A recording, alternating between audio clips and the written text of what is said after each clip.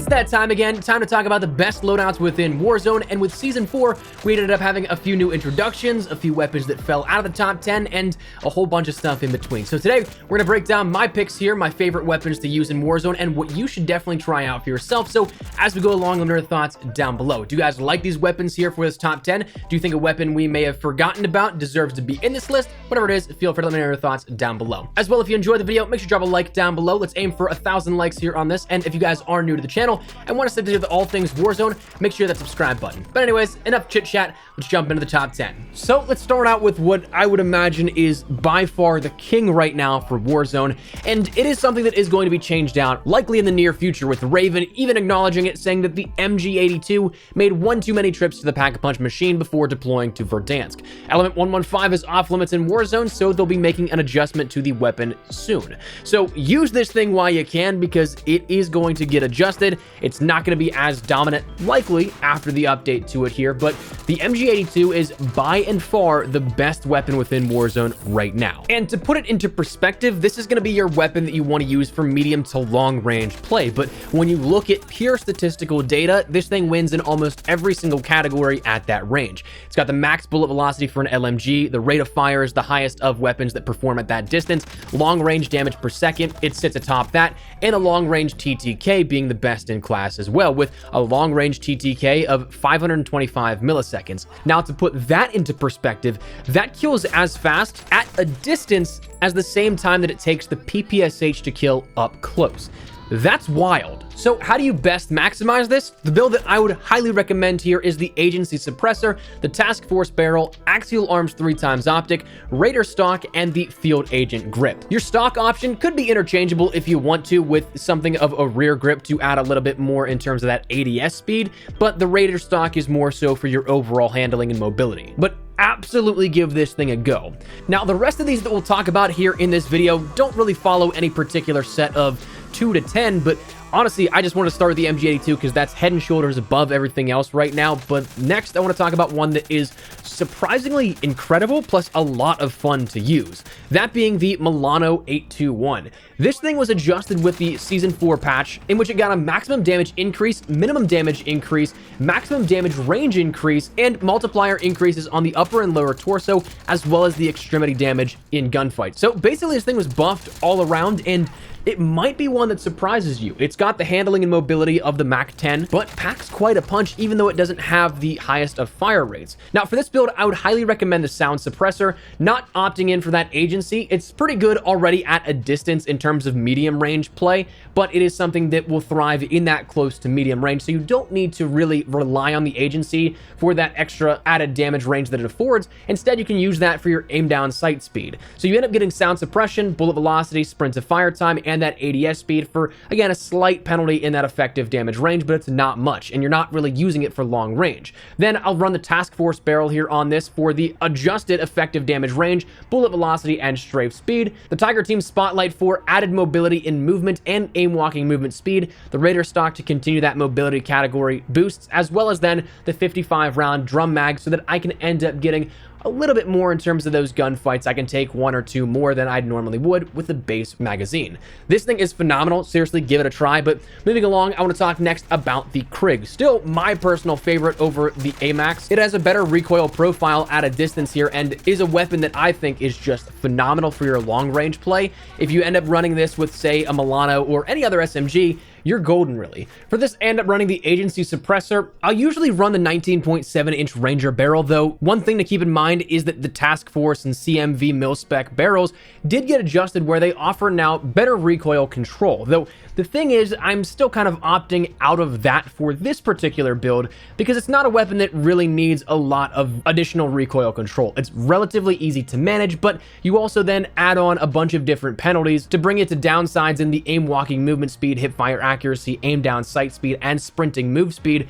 all just for that little trade-off of a little bit more recoil control. I'd like to stay away from as many penalties as possible, so if I can manage it already, I'll happily take just that bullet velocity and vertical recoil control that the Ranger barrel offers. Additionally, I'll run the Tiger Team Spotlight for a little bit more in that movement speed and aim walking movement speed, the axial arms 3x optic, just because I'm not a huge fan of the Krig's iron sights, and then the 60 round mag so that I can take out 1, 2, 3, maybe even 4 enemies without having to reload. Again, this is still one of my favorites. Give it a go if you have not done so already.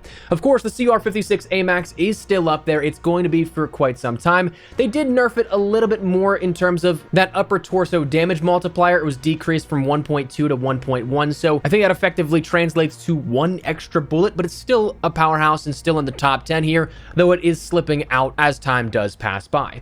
For this, I normally run the monolithic suppressor, Zodiac barrel, VLK 3x optic, 45 round mag, and the Commando foregrip. We've talked about that plenty of times, so don't really want to keep you on that one too much. Next weapon we're going to talk about is that of the MAC-10, one that's been pretty solid, again, since its introduction here into Warzone. But the MAC-10 for this one, we only have a slight subtle change here that differs from the previous discussions we've had here. Haven't really talked about the MAC-10 all that much since that change to the sound suppressor, so instead of that normal agency suppressor that we'd normally use, we end up using the standard sound suppressor, so it offers up better sprint to fire time and ADS speed. Then we run the Task Force barrel, Tiger Team Spotlight, Raider stock, and then the 53 round drum mag. That build's not too far out of the ordinary as well. Though I will say that if you want to sacrifice anything in relation to that, I've also played around with some of the grips outside of the stock option, so a little bit interchangeable there, but regardless, that is the build here with that one. The next weapon that I absolutely love, have loved it for quite some time and still do, we've talked about this build before, is that of the XM4. This thing is absolutely a powerhouse.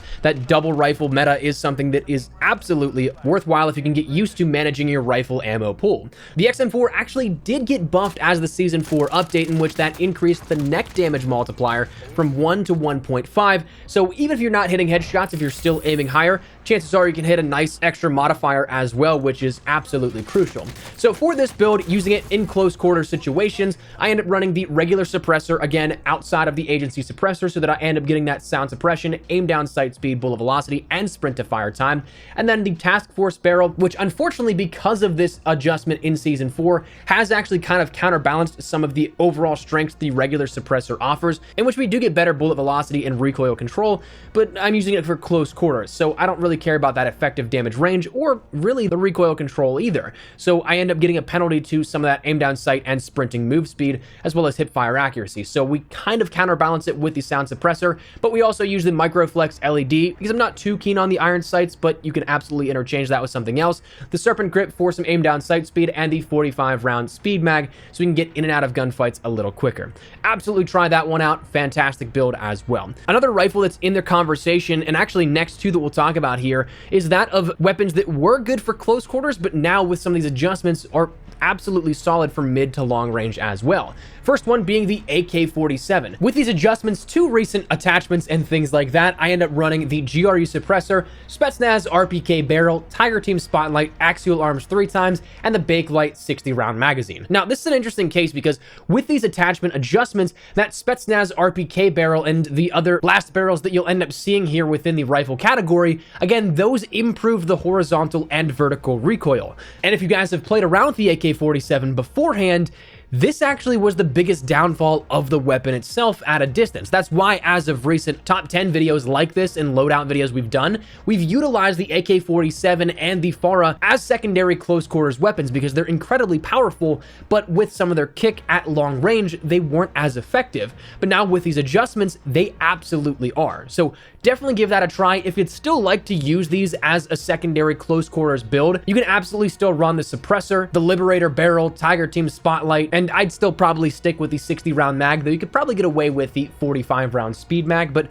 anyways, moving on to the FARA, it's basically the same build here at this one. Again, utilizing these new attributes for these attachments so that you can end up transferring some of that power from close quarters to long range. The GRU suppressor, Spetsnaz RPK barrel, Tiger Team Spotlight, axial arms 3x, and the 60 round mag. That's what I'd run on the FARA here at this one. Next up, before we round out this video, I want to talk a little bit about one close quarters option that is still phenomenal, rifle, that being the Cold War MP5. Like we talked about beforehand, it has the fastest close TTK of any SMG within the game, and as such is something you definitely want to utilize. Now for this, if you want to try and extend it out to medium range, you can end up running something like a sound suppressor, task force barrel, Tiger Team spotlight, 50 round drum mag, and maybe the serpent grip for better ADS speed. But if you want to really kit this thing out for mobility, you can drop that task force barrel and that serpent grip and instead toss on the Raider stock as well as then the bruiser grip, so you end up getting the absolute most movement speed and things like that you can get for mobility.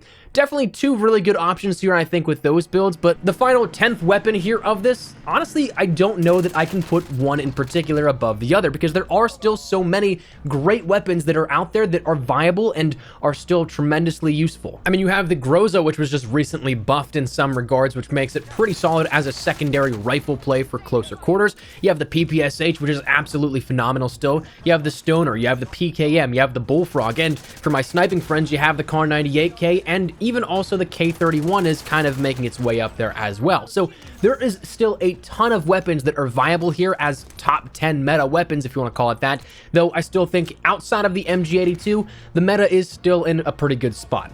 Now, one thing to bear in mind, though, is that the other two weapons that were introduced with Season 4, the nail gun as well as the C58, are both interesting. The C58, I don't know, really holds a candle to some of the rifles that we have in the main meta right now, the Krig, the AMAX, and things like that. And the nail gun is absurd in terms of its power and TTK, though it's only good in some certain situations. It's great up close, but I'd say it's only viable in maybe solos or duos in a practical sense. You may see some of these wicked clips where somebody takes out a whole trio or a whole quad with one magazine of the nail gun, but at the same time, that's unlikely because it only has 20 shots that you'd have to hit every single shot in order to do that before reloading. So it's not the most practical, and therefore I don't think makes its way into the top 10 best loadouts here in Season 4 so far.